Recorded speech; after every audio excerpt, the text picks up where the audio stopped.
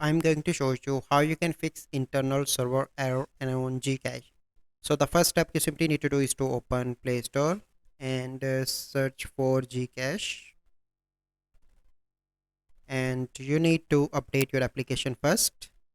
So once you've done that, you simply need to go back and open settings of your smartphone.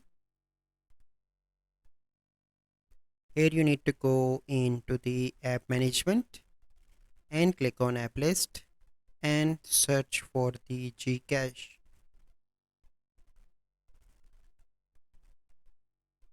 Click on that and you need to click on storage and cache. The first step, you need to clear cache, and after that you need to clear storage. Then you need to go back and hopefully your issue will be resolved.